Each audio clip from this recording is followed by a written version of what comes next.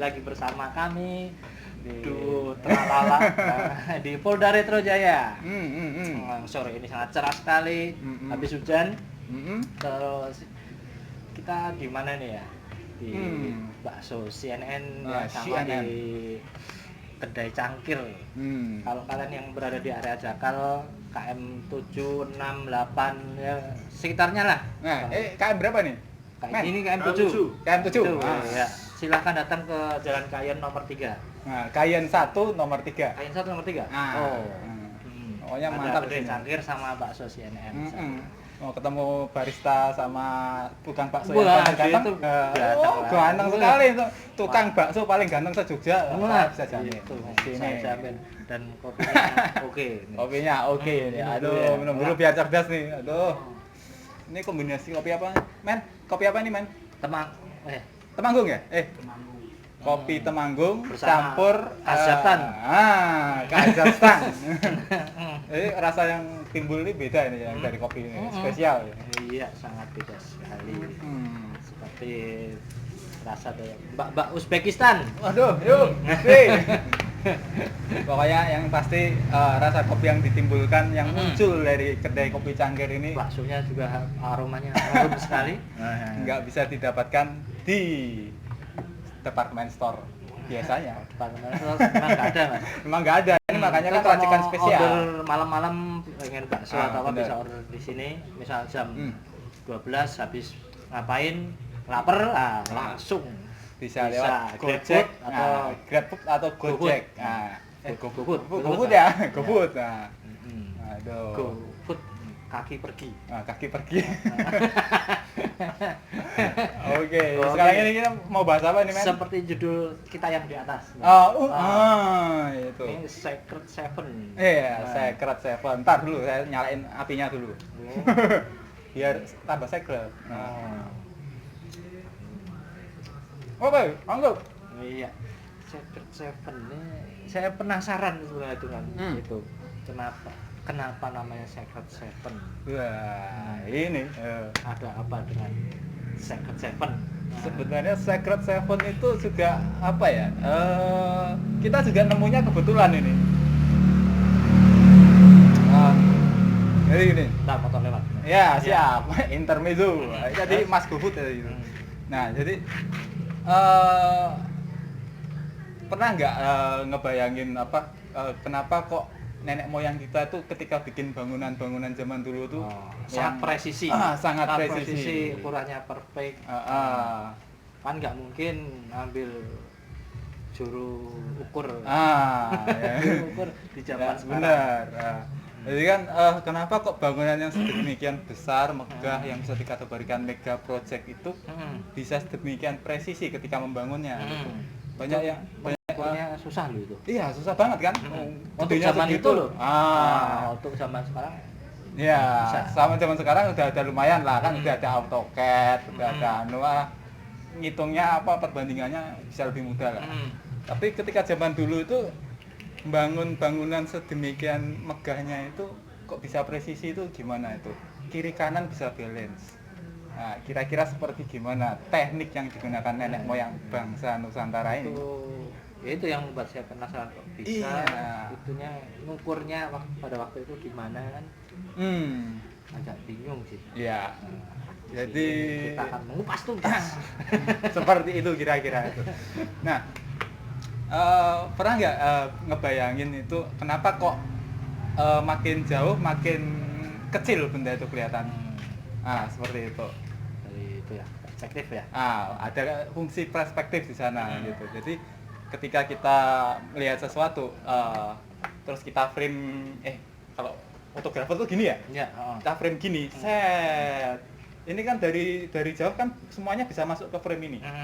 Nah, sedangkan ketika dekat, orang, padahal kalau dari jauh orang itu bisa masuk ke frame. Nah, seperti itu kira-kira. Jadinya dan pengecilan itu dari dekat ke jauh itu konstan. Perspektif itu kan konstan. Makanya kalau kita gambar waktu kecil itu kan gambar gunung itu kan tiang listriknya kan yang berjajar itu kan makin ke sana makin kecil atau pohon. Nah, seperti itu. Jadi ketika menggambar perspektif konstan, pengecilan itu konstan seiring dengan jarak. Nah, ketika ini ya saya kan bayang-bayang ya. Nenek moyang kita itu kan bisa bangun kayak kapal. Kapal gede-gede kayak gitu. Terus bisa bangun Borobudur, Candi Prambanan. Oh, bangunan-bangunan gede lah pokoknya. Itu kok bisa nggak apa ya, bisa presisi gitu loh, balance kiri kanannya gitu. Kapal kan kalau nggak imbang kan dia kan runtuh juga gitu. Berarti kan nenek moyang kita kan punya ilmu ukur yang luar biasa gitu. Kemampuan matematikanya juga hebat. Dan salah satunya ditunjukkan oleh prasasti Ketukan Bukit peninggalan Sriwijaya. Apa itu Mas? Saya belum baca itu. Jadi gini, yang paling spesial dari angka itu apa? Agak flashback dulu sebelum nanti kita bahas tentang perspektif. Spesial dari angka. Angka yang paling bukan paling spesial sih, yang spesial, yang bisa dikatakan angka terakhir yang ditemukan manusia. Angka terakhir dari 1 sampai 10. 0. Nah, kenapa kok bisa spesial? Karena nggak ada nominal berikutnya setelah 9. Nah, bisa dibilang seperti itu. Jadi ketika kita ngomong 1 sampai 9, gampang. 1, 2, 3, 4, 5, 6, 7, 8, 9. Tapi 0 sendiri itu eksistensinya gimana? Ada dan tiada. Ada dan tiada, ada dalam imajinasi dan alam berpikir kita. Jadi angka 0 itu konsep. Konsep. Jadi ketika sebuah negara mengenal angka 0, berarti 1, dia secara filosofis sudah maju. Terus secara numerical dia advance. Dan yang ketiga, secara keutuhanan dia juga udah jauh, bisa dibilang udah dia paham ketuhanan. Soalnya salah satu 0 itu kan dalam, kalau kita kenapa angka 0 zaman dulu kan sunya kan. Sunya itu kan suwung itu kosong. Jadi ketika mengenal Tuhan, dia harus mengosongkan diri dulu. Jadi ketika kosong, ternyata tidak ada yang lain selain Tuhan. Nah, seperti itu. Makanya ada 3 tadi. Kemampuan numerik, kemampuan filosofis, sama ketuhanan yang tinggi. Nah, dia kenal angka 0. Nah, udah kenal angka 0, habis itu deret hitungnya masih advance dong. Nah, gitu. Makanya gimana caranya nih si bangsa yang luar biasa dari 3 hal tadi itu bisa bikin bangunan-bangunan yang megah tadi secara presisi. Simpel juga kayak tadi tuh. Saya kasih contoh figura tadi. Atau frame ya. Frame kita tadi. membuat frame dari kayu itu bisa. Nah, jadi kayak figura atau frame dari kayu gitu. Terus teman kita yang tukang ukur itu kita suruh melangkah. Kamu melangkah ke sana. 100 depa ke arah utara. Itu melangkah dia 100 depa ke arah utara gitu. Udah 100 depa titik. Udah kamu stop di situ. Di tengah-tengah frame figura tadi. Nah, jadi nenek moyang kita itu ini bayangan saya ya. Seperti itu kira-kira. Itu ketika dia udah nyampe di tengah frame, oke, stop.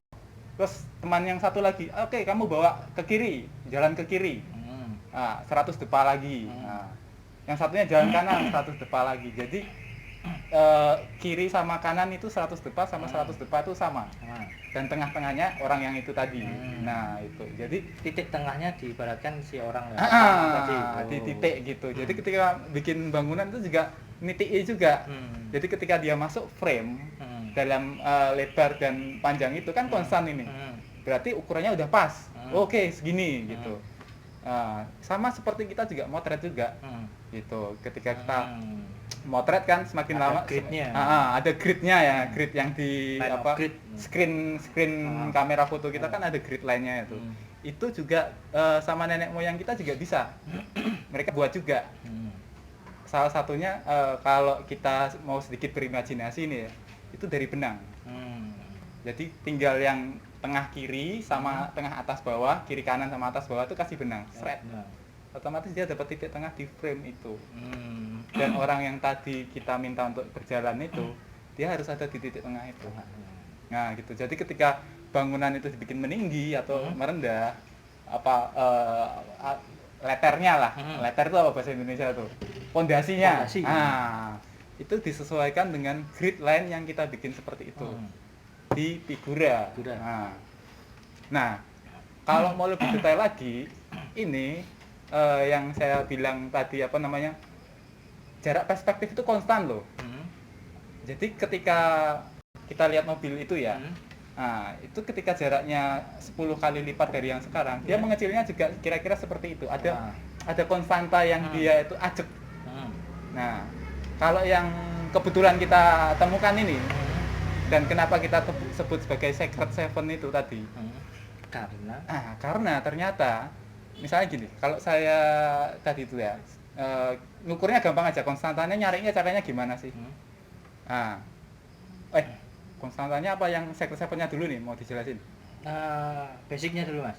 Oh ya, jadi basicnya gini, penelitiannya mudah kok, biar paham ya. Kita foto satu objek, kita udah tahu ukurannya nih. Nah, kita foto, jepret. Habis itu kita mundur lagi 1 meter apa 2 meter gitu. 1 meter aja biar ajak ya. Mundur 1 meter, foto lagi, jepret. Terus kita ukur ukuran benda itu di screen HP kita. HP masing-masing bisa kok ini. Jadi semua orang bisa praktek. Kita mundur lagi 1 meter, cepret sampai 10 meter kira-kira seperti itu. Nanti penurunan yang ajak itu kita bisa dapat angka konstanta.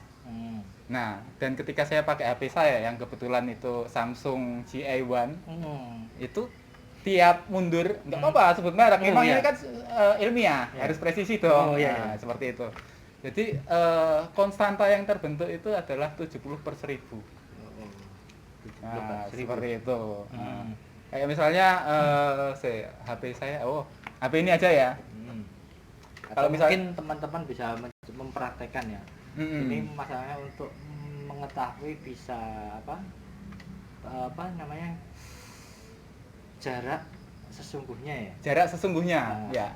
Jarak sesungguhnya antara titik A dengan B, atau mungkin mengukur tinggi atau apa namanya ya?